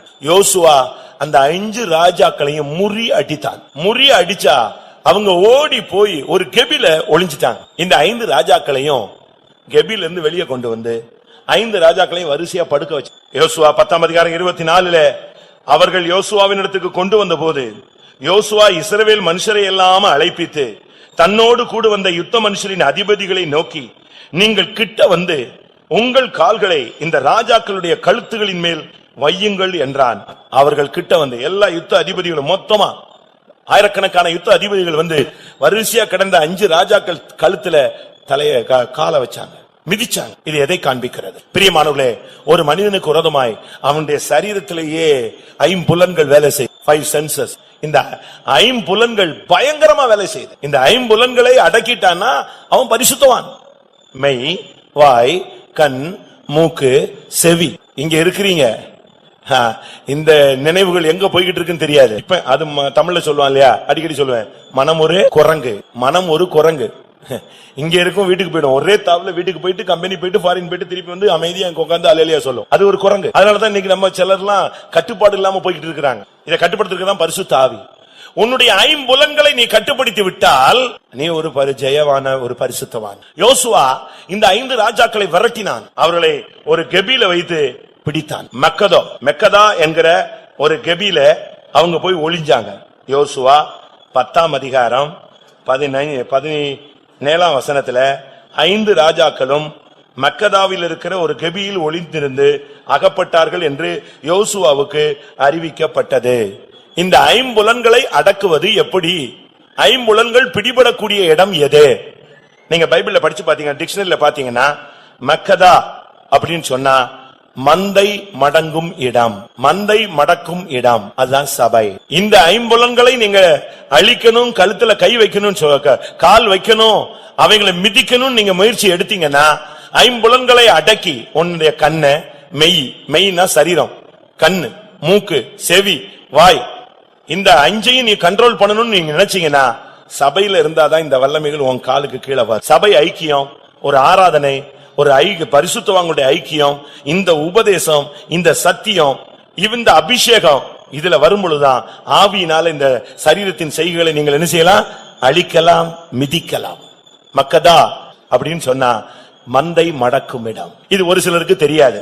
உன்னத பாட்டு 1ஆம் அதிகாரத்துல நீங்க பாத்தீங்கன்னு சொன்னா 7ஆம் வசனத்துல அங்க ஒரு ரூபவதி வந்து ஆண்டவரிடத்துல பேசுகிறாள். அவளுக்கு ஒரு சின்ன டவுட். ஏனண்டா அவ ஒரு அருமையான ரூபவதி, இல்லாவிட்டா மனவாட்டியாய் மாற வேண்டியவள். அவள் இருக்கிற இடம் வேற. 7ஆம் வசனத்துல, என் ஆத்தும நேசரே, உமது மந்தையை நீர் எங்கே மேய்த்து அதை மத்தியானத்திலே எங்கே மடக்குகிறீர்? எனக்கு சொல்லும். உமது தோழரின் மந்தைகள் அருகே அலைந்து திரிகிறவளை போல நான் இருக்க வேண்டியது என்ன? அப்படின்னா இங்க என்ன அர்த்தம்? உம்முடைய மந்தையை நீர் எங்கே மடக்குகிறீர்? 2 மந்தை இங்க இந்த வசனத்துல சொல்லி இருக்கிறார். ஒன்று ஆத்தும நேசருடைய மந்தை, மற்றொன்று தோழருடைய மந்தை. நம்ம எந்த மந்தையில இருக்கோம்னு பார்க்கணும். சபைகள் பல வகைப்படும். ஒன்று ஆத்துமநேசருடைய சபை, மந்தை மடங்கும் இடம். அவங்க அந்த பெண் வந்து கேட்கிறா, உம்முடைய மந்தையை நீர் எங்கே மடக்குகிறீர்? அது எனக்கு சொல்லும். நான் உண்மையான சபை தெரியாம நான் தோழரின் மந்தையில அலைந்து திரிய வேண்டியது என்ன? அங்கே போய் நான் இருந்து ஆராதிக்க வேண்டியது என்ன அப்படின்னு அவர் கேள்வி கேட்கும் போது அவர் சொல்றாரு, அதை நீ அறியாயாகில் மந்தையின் காலடிகளை பின்பற்றி போய் மேய்ப்பர்களுடைய அந்த கூடாரங்கள் அண்டையில் உன் ஆட்டுக்குட்டிகளை மேய விடு. சரியான மந்தையை பார்த்து நீங்க அந்த மந்தையில வந்து சேர்ந்தீங்கன்னா உங்களுக்கு 5 புலன்களை அடக்கக்கூடிய கிருபை, சக்தி, இந்த சத்திய உபதேசத்தின் மூலமாய், இந்த அபிஷேகத்தின் மூலமாய் உங்களுக்கு கிடைக்கும். உங்களுடைய 5 புலன்களையும் அபிஷேகத்தில் நீங்க அடக்கி ஆண்டு நீங்கள் எண்ணங்களையும் சிந்தைகளையும் சிறைப்பிடிக்கிறவர்களாய் காணப்பட்டு ஜெயாளிகளாய் மாறுவீர்கள். இதுதான் அங்க நடந்த சம்பவம் இந்த 5 ராஜாக்களையும். அதனாலதான் வேதம் சொல்லுகிறது, இந்த 5 உங்களுக்கு பயங்கர போராட்டத்தை உண்டு பண்ணும். இந்த கண்ணு இருக்கே சும்மா இருக்காது, இந்த வாய் இருக்கே சும்மா இருக்காது, இந்த செவி இருக்கே சும்மா இருக்காது, இந்த மூக்கும் சும்மா இருக்காது, இந்த சரீரமும் சும்மா இருக்காது. இங்க உட்கார்ந்தா கூட ஏதாவது ஸ்மெல் அடிச்சு அப்படியே எடுத்துக்கிட்டே இருப்பான். திரும்பி பாப்பான், யாரோ சென்ட் போட்டு வந்துட்டான் போல் இருக்கு அப்படிமா. பக்கத்து வீட்டுல என்ன இருந்தாலும் இந்த மூக்கு இழுத்துரும். அடுத்து வாய் சும்மா இருக்காது. 1 மணி நேரம் நீ பேசாம இருந்தா நம்ம ஆளுங்களுக்கு அவார்டு கொடுத்தா அவ்வளவு பேரும் தோத்துருவான். ஏன்னா அவனுக்கு பேசாம இருக்க முடியாது. தூக்கத்திலே பேசிட்டு இருக்கான, அவன் எப்படி சும்மா இருக்கும்போது பேசாம இருப்பான். அடுத்து கண்ணு, எல்லாரும் கண்களை மூடுவோம் அப்படின்னாலும் இவனுக்கு கண்ணுல ஜெயமே கிடையாது. இந்த 5 புலன்களை, இந்த சக்திகளை கீழ்ப்படுத்துறது தான் தெய்வீக வல்லம். அதனாலதான் சொல்லுகிறது நியாயாதிபதிகள் புஸ்தகம் 5ஆம் அதிகாரம் 21, என் ஆத்துமாவே நீ பலவான்களை மிதித்தாய். உன்னை கீழ்ப்படுத்துகிற சக்திகளை நீ கீழ்ப்படுத்தணும். அந்த வல்லமைகளை நீ ஜெயிக்க வேண்டும். ஒரு சிலர் சொல்றாங்க இந்த மார்க் ரொம்ப கஷ்டங்க, இந்த சத்தியம் ரொம்ப டஃப், இந்த உபதேசம் ரொம்ப டஃப். மத்த இடத்துல எல்லாம் பாருங்க ரொம்ப சிம்பிளா பேசுறாங்க, ரொம்ப ஹம்பிளா பேசுறாங்க. இங்க அதிகாரத்தோட பேசுறாங்க, ரொம்ப வித்தியாசமா பேசுறாங்க, வெட்டு ஒண்ணு துண்டு ரெண்டுன்னு பேசுறாங்க. நீ போக மாட்டேன்னு சொல்லிடுறாங்க பரலோகத்துக்கு. இப்படி எல்லாம் பேச முடியுமா? பேசலாம். போக முடியாதுங்கிறத போக முடியாதுன்னு சொல்றது ஒண்ணும் தப்பே கிடையாது, அது ஒரு பாவமும் அல்ல. ஆனா இது ஒரு கடினமான உபதேசம்னு அநேகர் சொல்றாங்க, இப்படி வாழ முடியாதுன்னு அநேகர் சொல்றாங்க. யோவான் எழுதின சுவிசேஷம் 6ஆம் அதிகாரம் 60ஆம் வசனத்திலே அவருடைய சீசரில் அநேகர் இவைகளை கேட்டபோது இது கடினமான உபதேசம், இதை யார் கேட்பார்கள்? இயேசு இருக்கும் பொழுதே இந்த பேச்சு இருந்துச்சு. ஆனா பைபிள் சொல்லுது இந்த உபதேசத்துக்கு நீ கீழ்ப்படிஞ்சிட்டேன்னா எல்லா வல்லமையும் லேசா உன் கால்ல வந்து மிதிபடும். ரொம்ப சிம்பிள். அப்படித்தான் பைபிள் சொல்லுது. நியாயாதிபதிகள் 20ஆம் அதிகாரம் 43ஆம் வசனத்தை நீங்க பாத்தீங்கன்னா அங்கே வேதம் சொல்லுகிறது, அவர்களை லேசாய் அவர்கள் மிதித்து போட்டார்கள். சத்துருவை மிதிக்கிறது ரொம்ப கஷ்டம் இல்ல, நீ பயப்பட வேண்டிய அவசியமும் கிடையாது. வேதம் அழகாக சொல்லுகிறது, அவர்கள் சத்துருக்களை அவர்கள் லேசாய் இப்படியே பென்யமீனரை வளைந்து கொண்டு துரத்தி கிபியாவுக்கு கிழக்கு புறமாக வருமட்டும் அவர்களை லேசாய் மிதித்து போட்டார்கள். ரொம்ப சிம்பிளா கர்த்தர் ஜெயத்தை கொடுத்துட்டார். இதுதான் நீங்க பாருங்க, சில பிள்ளைகளுக்கு சில பேப்பர் ரொம்ப டஃபா இருக்கும், மண்டையில ஏறவே ஏறாது. படிச்சு முடிச்ச உடனே ஞாபக சக்தியில போயிடும், அது ஒண்ணுமே இருக்காது, ஒண்ணுமே படிக்காத மாதிரி இருக்கும். ஆனா ரொம்ப ஜெபிச்சு பயந்து நொறுங்கி எல்லாத்தையும் ஊரெல்லாம் ஜெபிக்க சொல்லிட்டு போவாங்க. எல்லா ஜெபத்துக்கும் பிறகு போனா அங்க எப்படி இருக்கும்? பேப்பர் ரொம்ப ஈஸியா இருக்கும். அது தேவன் செய்யற ஒரு உதவி, ரொம்ப ஈஸியா இருக்கும். அதனாலதான் இங்க பைபிள்ல சொல்லி இருக்கிறது, அவர்கள் பென்யமீனரை துரத்தி லேசாய் மிதித்து போட்டார்கள். ரொம்ப சிம்பிளா ஜெயிச்சிட்டாங்க. நீங்க மந்தை மடக்கும் இடமாகிய மக்கதாவுக்குள்ள நீங்க வந்துட்டீங்கன்னா இந்த ஐம்புலன்களை ஐம்பொறிகளை நீ கட்டுப்படுத்தலாம். கர்த்தர் உனக்கு ஒரு அபிஷேகத்தை கொடுத்து இந்த 5 வல்லமைகளையும் உனக்கு கீழே கொண்டு வருகிறார். அடுத்ததாக நீதிமொழிகள் 27:7. நீதிமொழிகள் 27:7 வாசிக்க முடிந்தால், திருப்தி அடைந்தவன் தேன் கூட்டையும் மிதிப்பான், பசியுள்ளனுக்கோ கசப்பான பதார்த்தங்களும் தித்திப்பாய் இருக்கும். திருப்தி அடைந்தவன் தேன் கூட்டை மிதிப்பான். இதுக்குள்ள ஒரு சத்தியம் மறைந்து, திருப்தி அடைந்தவன். இந்த உலக வாழ்க்கையில இந்த மார்க்கத்துல வந்த உடனேயே நமக்கு ஒரு திருப்தி உண்டாயிடும். இன்னும் உலகம் இருக்கு, அதை அனுபவிக்கணும், அதை தெரிஞ்சுக்கணும், இதை தெரிஞ்சுக்கணும், அதை அனுபவிக்கணும், இதை வைக்கணும், இதை சேர்க்கணும், அதை சேர்க்கணும். இந்த தன்மை நமக்குள்ள வரக்கூடாது. எப்ப நம்ம பைபிளை தூக்கிட்டோமோ அன்னைக்கு உனக்கு ஒரு கான்செப்ட் இருக்கணும், போதும் என்கிற மனதுடனே கூடிய தேவ பக்தி நமக்கு மிகுந்த ஆதாயம். அது வரைக்கும் கிடைச்சது. இந்த மன்னா பொழியப்பட்ட உடனே இந்த ஜனங்கள் ஃபர்ஸ்ட் நாள்லாம் ஓடி போய் மொத்தமால்ட்டு வந்துட்டாங்க. ஆனா என்ன நடந்துச்சு தெரியுமா? அவங்க சாப்பிட்டு போக மிச்சதெல்லாம் என்ன ஆகி போச்சு? எல்லாம் பூசணம் முத்து போச்சு. நீங்க எவ்வளவுதான் சேர்த்து வச்சாலும் இன்னைக்கு சேர்த்துட்டீங்கன்னா நீ ஒன்னும் கொண்டு வந்ததுல கொண்டும் போறதில்ல. ஒரு பிள்ளை கூட நீ போறதுக்குள்ள அடிச்சுக்குவானே தவிர உன் அடக்காரனை கூட கண்டுக்க மாட்டான். அந்த சொத்தை பிரிக்கிறதுக்கு தான் அவங்க ரொம்ப தீவிரமா இருப்பாங்க. எது எது எது எது உயிரோட இருக்கும் போதே அடிச்சுக்கிறான், இனி செத்துட்ட பிறகு சும்மா இருப்பானா? யோசிச்சு பாருங்க. நம்முடைய வாழ்க்கையில முதலாவது திருப்தி அடையுங்க. கர்த்தர் கொடுத்த வீடு போதும், கர்த்தர் கொடுத்த வண்டி போதும், கர்த்தர் கொடுத்த இது ஒவ்வொன்றிலையும் நீங்க திருப்தி அடையணும். 1 தீமோத்தேயுல வாசிக்கிறோம், வேதம் அழகாக சொல்லுகிறது, போதும் என்கிற மனதை நீங்கள் பெற்றுக்கொள்ளுங்கள். 1 தீமோத்தேயு 6:6 பார்க்கும் பொழுது, போதும் என்கிற மனதுடனே கூடிய தேவ பக்தியை மிகுந்த ஆதாயம். அந்த போதும் என்கிற மைண்ட் உனக்குள்ள வந்துருச்சுன்னு சொன்னா, அட்டையின் குமாரத்தினுடைய ஆவி போயிருச்சுன்னு சொன்னா நீங்க திருப்தி அடைந்துருவீங்க. தேன்கூட்ட கூட மிதிக்கலாம். அட்டையின் குமாரத்தினா என்ன? தா தா, 2 தான். அதுக்கு தெரிஞ்ச ஒரே வார்த்தை ஒண்ணுதான், வேற ஒண்ணுமே தெரியாது. போதுங்கிற வார்த்தை அட்டையின் குமாரத்திகள இதுல என்ன செய்யாது? கிடையாது, டிக்ஷனரியில கிடையாது. இன்னைக்கு நம்முடையவர்கள் வேதம் சொல்லுகிறது, திருப்தி அடைந்தவன் தேன்கூட்டையும் மிதிப்பான். தேன் தான், அது அதிகமா புசிக்க முடியாது. அதே நீதிமொழிகள்ல 25:27 பாருங்க, தேனை மிகுதியாய் உண்பது நல்லதல்ல.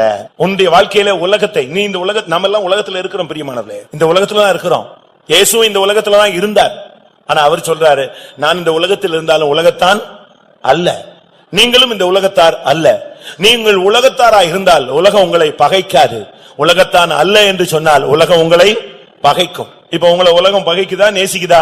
நீங்க உலகத்தை நேசிக்கிறீங்களா, உலகத்தை வெறுக்கிறீங்களா? உங்களை நீங்களே நீங்க கேள்வி கேட்டு பாருங்க. உலகத்திலும் உலகத்தில் உள்ளவைகளிலும் அன்பு கூறாதிருங்கள்.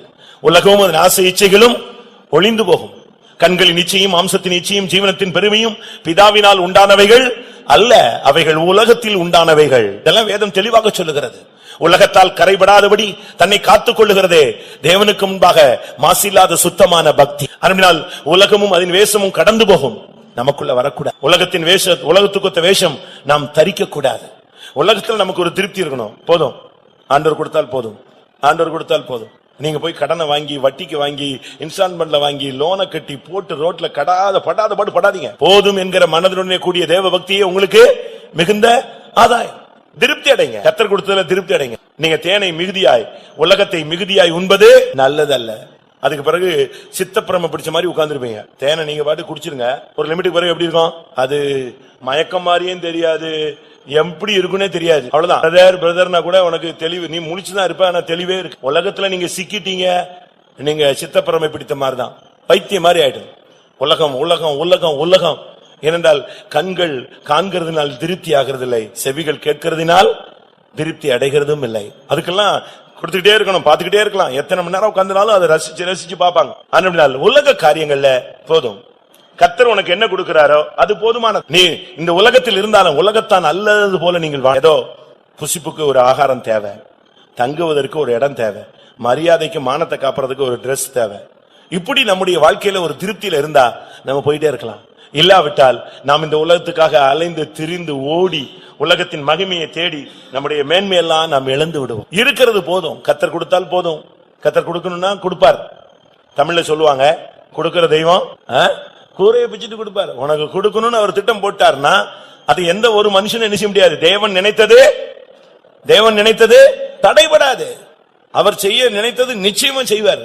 உன்னை ஆசீர்வதிக்கணும், உன்னை உயர்த்தணும் அப்படின்னு அவர் பிளான்ல இருந்துச்சுன்னா அந்தந்த நேரத்துல கரெக்டா கொண்டு போவார். நீ சும்மா இருந்தா போதுமானது, நீ மௌனமா இருந்தால் போதுமானது. வனாந்தரத்துல ஆடு மேய்ச்சிக்கிட்டு இருந்தவனை ராஜாவா தேவனுக்கு மாத்த முடியும்னா, அடிமையானவனை ராஜாவாக தேசத்துல 3வது அதிகாரியாக மாற்ற முடியுமானால், சிறைச்சாலையில் கிடந்த யோசேப்பை சிங்காசனத்துக்கு தேவனுக்கு கொண்டு வர முடியுமானால், வாயில் காக்கிறவனை ராஜ்யத்துல 2வது ஸ்தானத்துக்கு தேவனுக்கு கொண்டு வர முடியும்னா, உன்னையும் அவருக்கு உயர்த்த முடியும், கொண்டு வர முடியும், ஐஸ்வர்யனாய் மாற்ற முடியும், உன் தலையை உயர்த்தவும் தேவனுக்கு முடியும்.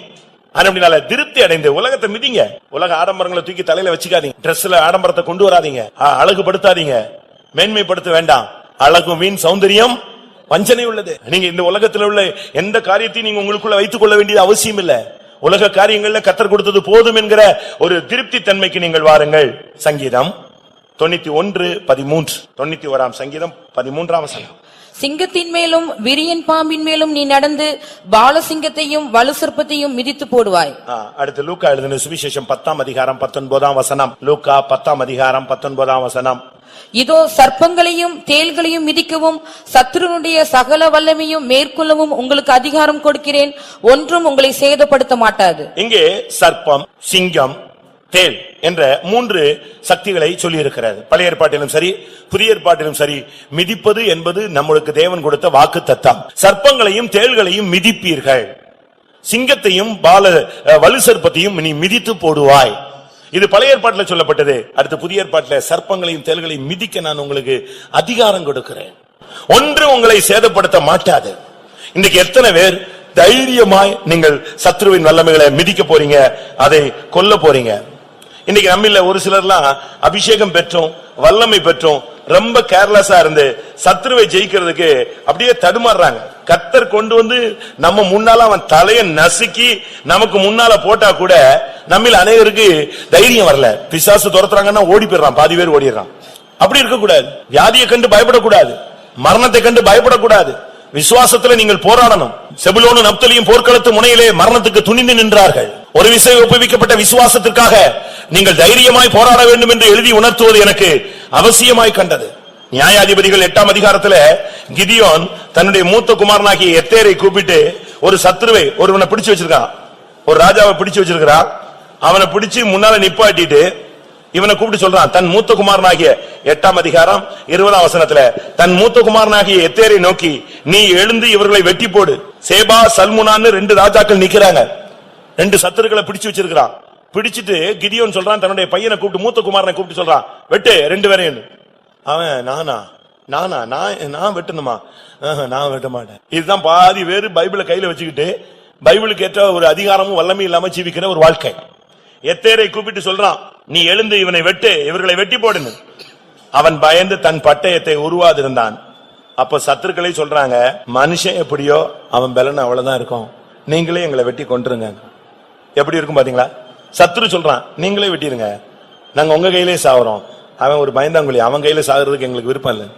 ஏன்னா அவன் ஒரு கிதியோனுக்கு பையனா இருக்கிறான், ஒரு விசுவாசிக்கு பையனா இருக்கிறான், விசுவாசியா இல்ல. விசுவாசிக்கு பிள்ளையா இருக்கிறான், பரிசுத்தவானா இல்ல.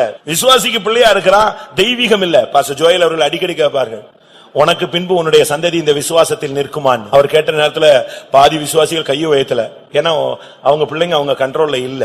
எத்தேரை கூப்பிட்டு கிதியோன் சொல்றான், வெட்டு, நான் 2 சத்துருக்களை பிடிச்சு வச்சிருக்கிறேன், வெட்டுன்னு சொல்றான்.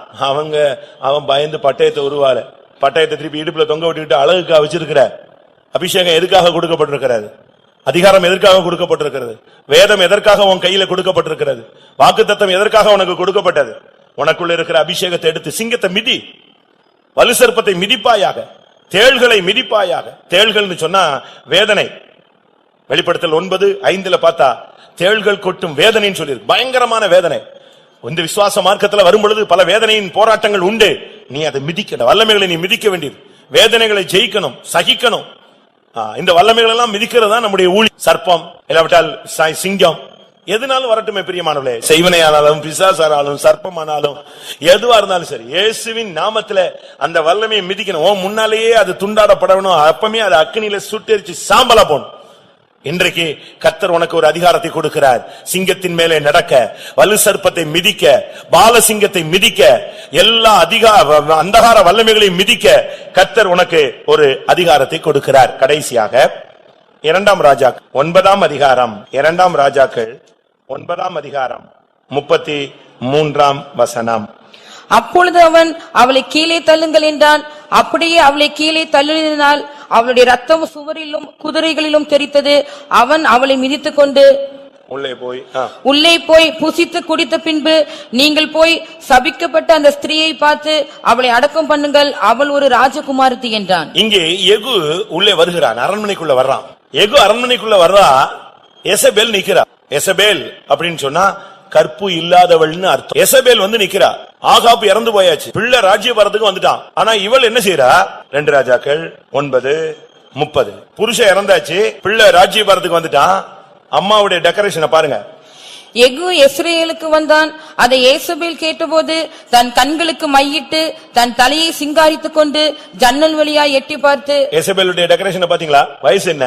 உன் பிள்ளை ராஜாவாயாச்சு, இந்த வயசுல தன் கண்களுக்கு மையிட்டு, அடுத்து தன் தலையை சிங்காரித்துக் கொண்டு ஜன்னல் வழியாய் எட்டி பார்க்கிற வயசாயுது. இன்னைக்கு இந்த மார்க்கத்துல வந்த பிறகு நம்ம எப்படி இருக்கிறோம்? எகு வந்தான், சரியான ஒரு அபிஷேகம் அவன் தலையில இருக்கு, பக்தி வைராக்கியத்தோடு வந்தான். வந்து பார்த்தா பிரதானிகள் எல்லாம் கூட நின்றுட்டு இவன் மேல இருந்து எட்டி பார்த்து, என்னப்பா எப்படி இருக்கேன்னா, அவன் சொன்னா, யாராவது அங்க என் பட்சத்துல இருக்கீங்கன்னா அவளை அப்படியே கீழே தள்ளு. உடனே அங்க இவன் பட்சத்துல இருந்து இவன் வார்த்தைக்கு கீழ்ப்படிஞ்சாங்க, அவளை தூக்கி கீழே போட்டாங்க. விழுந்து நொறுங்கி போனாள். எசபேலை நொறுக்குவது சபையினுடைய ஊழியம். இன்னைக்கு புதிய ஏற்பாட்டுகள்ல சபைகள் இந்த ஆவி வேலை செய்கிறதாக வெளிப்படுத்தல் 2 அதிகாரம் 26 சொல்லப்பட்டிருக்கிறது. இந்த ஆவி இன்றைக்கும் சில சபைகளுக்குள்ளே போராடுகிறது. சபையில் உள்ள விசுவாசிகள் ஊழியர்களுக்குள்ளே போராடுகிறது. இந்த எசபேலின் ஆவி ஒரு வேசித்தனத்தின் ஆவி. இது ஒரு விழுந்து போன ஆவி, தீட்டுள்ள ஆவி, தீட்டுப்படுத்தும் ஆவி, கற்பில்லாத ஒரு ஜீவியம். இன்றைக்கு அநேகரை கரைதிரை இல்லாத மனவாட்டியாய் மாற்றும்படியாக ஆண்டவருடைய வார்த்தையும் அபிஷேகமும் போராடி கொண்டிருக்கும் பொழுது அவர்களை கரைப்படுத்தும்படியாக போராடுகிற சக்தி தான் இந்த எசபேலின் சக்தி. இது அநேக புருஷர்களை தாக்குகிறது, அநேக மனைவிகளை தாக்குகிறது, அநேக தேவனுடைய பிள்ளைகளை தாக்குகிறது. இந்த வல்லமையிலே பிடிக்கப்பட்டவர்கள் அநேகர் இந்த எசபேலின் ஆவிகளுக்கு இடம் கொடுத்து தங்களுடைய வாழ்க்கையிலே மேன்மையை இழந்து போன அநேகர் இருக்கிறார்கள். இவைகள் இன்னைக்கும் கூட சபைக்குள்ள இருந்து இத்தனை வருஷமா இந்த சத்தியத்தை கேட்டு உபதேசத்தை கேட்டு வருஷ கணக்கா பழைய தன்மைகளுக்குள்ள வந்த பழைய விசுவாசிகள் என்ற பெயர் எடுத்த பின்பும் இன்னும் தங்களை சிங்காரித்துக் கொண்டு உலக ஆடம்பரங்களிலே சிக்கி தவிக்கிற விசுவாசிகள் இருக்கிறார்கள். இந்த வல்லமை நம்ம மிதிக்க வேண்டிய ஒரு நேரம் வந்து விட்டது. எசபேலை மிதிக்க வேண்டிய ஒரு காலம் வந்து விட்டது. உலக ஆடம்பரங்களை எல்லாம் வெறுத்து ஒதுக்கி தியாக வாழ்வுக்குள்ளே வர வேண்டிய ஒரு கட்டம் வந்து விட்டது. என்ன நடந்துச்சு தெரியுமா?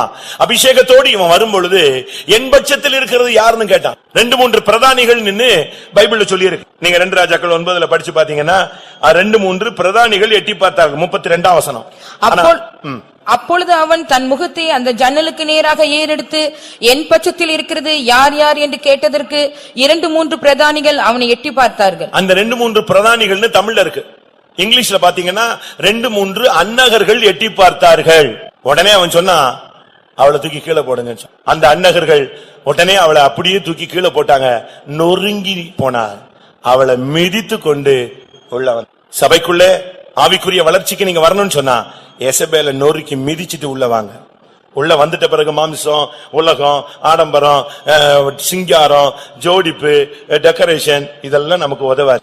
இந்த மார்க்கத்துக்குள்ள வந்துட்டியா நீ எசபேலை மிதிச்சிட்டு உள்ளவா. வீட்டுக்குள்ள வரும்போது உலகத்துல தமிழ்ல சொல்லுவாங்க, என்ன சொல்லுவாங்க? வலது கால மிதிச்சிட்டு வான்னு சொல்லுவாங்க, வலது கால வச்சு வான்னு. அதே மாதிரி சபைக்குள்ள வரும்போது ஆவிக்குரிய ஜீவத்துல வரும்பொழுது எசபேலை மிதிச்சிட்டு உள்ளவா.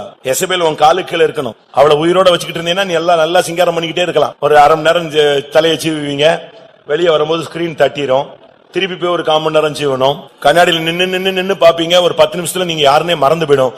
நம்ம தான் நிக்கிறோமான்னு சொல்லி திருப்பி போய் கண்ணாடியில பார்த்து நம்ம தான் கரெக்ட் தான் நிரூபிச்சுட்டு திருப்பி வரணும். அப்படித்தானே இருக்கு இன்னைக்கு நம்முடைய சிங்காரங்கள். எப்படி இருக்கு சபை இன்னைக்கு? எங்க போய் கொண்டிருக்கிறது? உலக ஆடம்பரங்களை தவிர்க்க வேண்டிய சபை. அந்த 2-3 பிரதானிகள் என்ன செஞ்சுட்டு இருந்தாங்க தெரியுமா? அது வரைக்கும் அவ கூட தான் இருந்தான். அவளுக்கு கீழ்ப்படிஞ்சு அவளோட ஐக்கியமாகி ஒத்து போனாங்க. இதுவரை நீங்கள் உலகத்தோடு ஒருவேளை ஒத்து போயிருக்கலாம். இன்னைக்கு கர்த்தருடைய வார்த்தை சொல்லுகிறது, அவளை கீழே தள்ளு. எகு வருகிறான், அபிஷேகத்தோடு வருகிற மனுஷன் அதை மிதிச்சிட்டு போகட்டும். இன்னைக்கு எத்தனை பேர் சத்ருவின் வல்லமைகளை மிதிப்போம் என்று தீர்மானம் எடுக்கிறீர்கள்?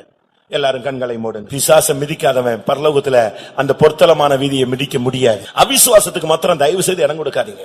அவிசுவாசத்துக்கு இடம் கொடுத்துட்டீங்கன்னு வச்சுக்கோங்க, நான் இப்ப சொன்னேனே இவ்வளவு சக்தியும் உங்களை மிதிக்கும். அதான் ரொம்ப கவனம். ஒரு தீர்க்கதரிசியின் காலத்துல, ஒரு ராஜாவின் காலத்துல ஒரு பெரிய பஞ்சம் வந்து விட்டது. 2 ராஜாக்கள் 7ஆம் அதிகாரத்துல ஒரு பெரிய பஞ்சம் வந்து விட்டது, பயங்கரமான பஞ்சம். ஒரு ராஜா ஒரு பிரதானியோடு தீர்க்கதரிசியை பார்க்க வந்தான். அப்ப தீர்க்கதரிசி உடனே ஒரு தீர்க்கதரிசனம் சொன்னான், நாளைக்கு இந்த நேரத்துல இப்படி ஒரு அதிசயம் நடக்கும் சொன்னான். பக்கத்துல இருந்த பிரதானி சொன்னான், வானமே திறந்து, வானத்தின் மதகெல்லாம் திறந்து அப்படியே ஆண்டவர் கொட்டினா கூட இது என்ன செய்யாது, நடக்காது. உடனே தீர்க்கதரிசி அவனை பார்த்து சொன்னான், இந்த அதிசயம் நடக்கும், ஆனா நீ பாப்ப, ஆனா நீ என்ன செய்ய மாட்ட, அனுபவிக்க மாட்டேன். அதே மாதிரி அடுத்த நாள் வானம் திறந்தது, ஆசீர்வாதம் வந்தது, செழிப்பு வந்தது. ஜனங்கள் பஞ்சத்துல இருக்கிற ஜனங்களுக்கு ஆகாரம் கிடைக்குதுன்னு உடனே எல்லாம் ஆகாரம் பெறதுக்கு ஓடி வந்தாங்க. ராஜா என்ன பண்ணான் தெரியுமா? இந்த பிரதானியை கூப்பிட்டு நீ தான் லைனை கிளியர் பண்ணணும்னா, இவன் போய் அங்க நின்னான். இவன் எல்லாம் லைன்ல வாங்க லைன்ல அவன் சாப்பாடு இல்லாம இருக்கான். இவனை தள்ளி ஏறி மிதிச்சு ஆயிரக்கணக்கான ஜனங்கள் இவனை மிதிச்சுட்டு போய் கொஞ்ச நேரத்துல பார்த்தா பிரதானி நினைஞ்சிட்டான், மிதிப்பட்டு செத்து போனான். வீட்டுல போய் உட்கார்ந்து 2 ராஜாக்கள் 7ஆம் அதிகாரத்தை படிச்சு. நான் தேவன் இவ்வளவு நேரம் பேசின அந்த வார்த்தையை நீங்கள் விசுவாசியாமல் போனால் எவைகளை நீங்கள் மிதிப்பீர்கள் என்று கேள்விப்பட்டீர்களோ இந்த வல்லமையெல்லாம் உங்களை மிதிக்கும். ஆனா இந்த வார்த்தையை விசுவாசித்தால் எவைகளை நீ மிதிப்பாய் என்று சொன்னாயோ அவைகளெல்லாம் நீ மிதிப்பாய். எத்தனை பேர் விசுவாசிக்கிறீர்கள்? இந்த வல்லமைகள், உலகம், மாமிசம், அந்தகார சக்திகள், பிரச்சனைகள், பெரிய பர்வதங்கள், வலு சர்ப்பங்கள், சிங்கங்கள் உங்களை மிதிக்க வேண்டுமா? இல்லாவிட்டால் எல்லாவற்றையும் நீங்கள் மிதித்து பதறுக்கோப்பாக மாற்றப் போகிறீர்களா? இந்த உலகத்திலே நான் சொன்ன இந்த வல்லமைகள் எல்லாம் நீங்கள் மிதித்தால் பரலோகத்திலே கால் வைப்பீர். ஜெயங்கொள்ளுகிறவர்கள் அங்கே என்னுடைய சமூகத்தில் நிற்க உலாவ நான் அவர்களுக்கு இடம் கொடு. எத்தனை பேர் உங்களை ஒப்பு கொடுக்கிறீர்கள்? பிரியமான உம்முடைய நாமத்திலே எங்களுடைய சத்துருக்களை நாங்கள் மிதிப்போம். எத்தனை பேருக்கு அந்த அபிஷேகம் இருக்கு? சத்துருவின் சகல வல்லமைகளை மேற்கொள்ள உங்களுக்கு அதிகாரம் கொடுத்திருக்கிறாரே. உன் தேவன் எங்கே என்று கேட்பதை குறித்து நீ கவலைப்படாத. அந்த வல்லமைகளை எல்லாம் கர்த்தர் மிதிக்க போகிறார். உனக்கு முன்பாக நிற்கிற பர்வதங்களை கண்டு, மலைகளை கண்டு பயப்படாத. இன்றைக்கு அபிஷேகத்தினாலே உன்னை ஒரு எந்திரமாய் மாற்றி அந்த வல்லமைகளை நீ மிதிக்க போகிறாய். உனக்கு தெரியுமா, நீ ரட்சிக்கப்பட்ட தேவனுடைய ஜனம். ஆமென். இயேசுவின் இரத்தத்தினால் மீட்கப்பட்டவன். உனக்கு முன்பாக ஒருவனை நிற்க முடியாது. உனக்கு மகிமை பொருந்தின பட்டயமாய் அவரே வருவார். நீ துன்மார்க்கரின் மேடுகளை மிதித்து போடுவாய். எண்ணங்கள், நினைவுகள், பார்வைகள், சிந்தையில் ஜெயமற்று போராடி கொண்டிருக்கிற தேவனுடைய பிள்ளையே, உன்னுடைய ஐம்புலன்களையும் அடக்கக்கூடிய ஒரு அபிஷேகம், அவைகளின் கழுத்துகளிலே காலை வைக்கக்கூடிய அபிஷேகத்தை கர்த்தர் உனக்கு தருகிறார். உன் சரீரத்தின் செய்கைகளை பரிசுத்த ஆவியினால் அழிக்க, மிதிக்க கர்த்தர் உன்னை நிரப்புகிறார். மந்தை மடங்கும் இடமாகிய சபைக்குள் நீ வந்துவிட்டபடினால் இந்த வல்லமைகள் நிச்சயமாய் உனக்குள்ளே மிதிக்கப்பட்டு போகும். உலகத்தை மிதியுங்கள். திருப்தி அடைந்தவன் தேன்கூட்டையும் மிதிப்பான். உலகத்தை அனுபவிக்க வேண்டாம். அவைகள் ஒன்று நமக்கு தகுதியாய் இராது. நாம் உலகத்தார் அல்ல.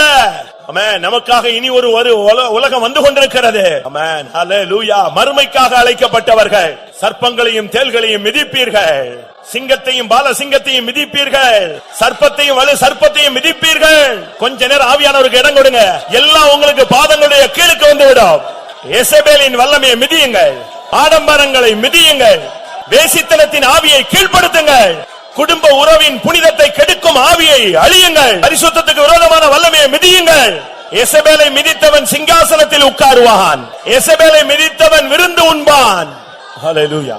கர்த்தர் நிச்சயமாய் இந்த வசனத்தின் அடிப்படையிலே, இந்த வசனத்தின் உள்ளே இருக்கிற சாரமாகிய ஜீவனை, அந்த வல்லமையை எனக்கு தருவாரனால் நிச்சயம் நான் சகல வல்லமையையும் நாங்கள் எல்லாரும் மிதிப்போம் என்று சொல்லுகிற கரங்களை உயர்த்துங்கள். கர்த்தருடைய வசனம் வெறுமையாய் திரும்பாது, அது அனுப்பின காரியம் செய்துதான் திரும்பும். நீ எசபேலை மிதிப்பாய், பயப்படாதே. ஆமென். நீ சிங்கத்தை மிதிப்பாய், பெரிய பர்வதங்களை மிதிப்பாய், ஐம்புலன்களை, 5 ராஜாக்களை மிதிப்பாய். இபா நியாங்கரா ஷபாலா கத்துராபானியா. ஹல்லேலூயா. துன்மார்க்கரை நீ மிதிப்பாய், இந்த உலகத்தை நீ மிதித்து ஜெயிப்பாய். ஏனென்றால் உனக்குள் இருக்கிறவர் பெரியவர். ஹல்லேலூயா, ஹல்லேலூயா. ஆமென்.